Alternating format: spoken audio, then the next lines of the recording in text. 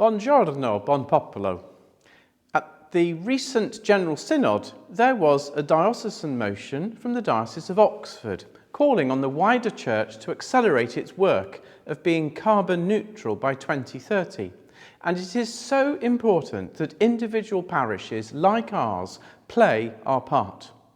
The motion commended the recent disinvestment announcements by the Church Commissioners for England and the Church of England Pensions Board, and urged each of the national investing bodies of the Church of England to prioritise and scale up investment in renewable energy and other climate solutions in line with their fiduciary duties, of course, and asking that each should report back on progress to General Synod each quinquennium. It urged all parts of the Church of England to renew their relevant policies and procedures in order to ensure that they are up to date and give due priority to creation care.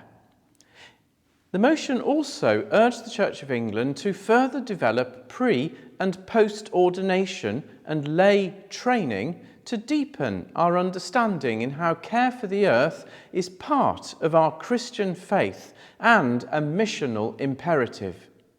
We are also urged to support, through prayer, advocacy and practical action, the poorest in the world who are suffering the most from the impacts of climate change, accepting that our nation has been among those who have benefited most from the emissions that have caused this crisis.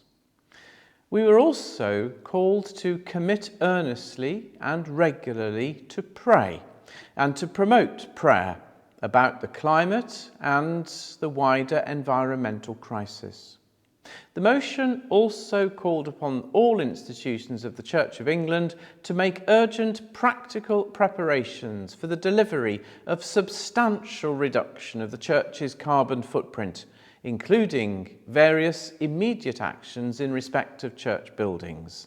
These included ensuring that the national church institutions are adequately resourced to provide diocesan advisory committees, buildings departments, education departments and others with authoritative national guidance notes, advice and training on key technical and procedural questions relating to the adaptation of buildings for the net zero target.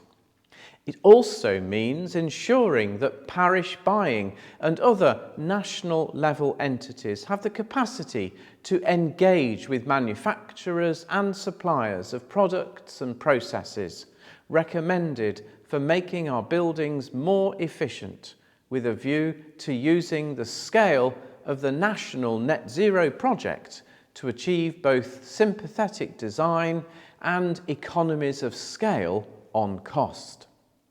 There was also a commitment to provide the funds for environmental works to improve the carbon footprint of vicarages.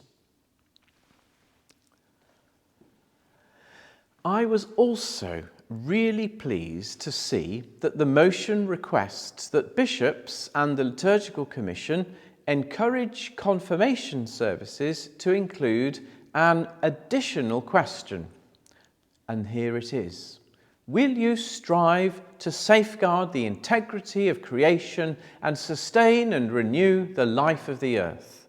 And we reply, by the help of God, we will. And to ask the government to review the weight given to the environmental public benefit in planning regulations to facilitate the installation of renewable technologies, including for buildings that are listed or in conservation areas. Now, the Synod is a legislative chamber, but legislation can only go so far. What matters is the actions that follow.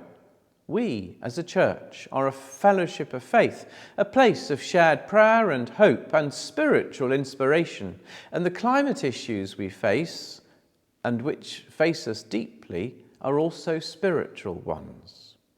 I'm already looking forward to the next meeting of our own eco group and taking steps towards playing our part in responding to this call.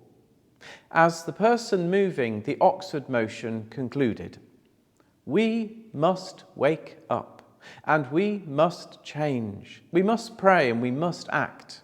We must lobby and we must influence in every context in which we are able to do this.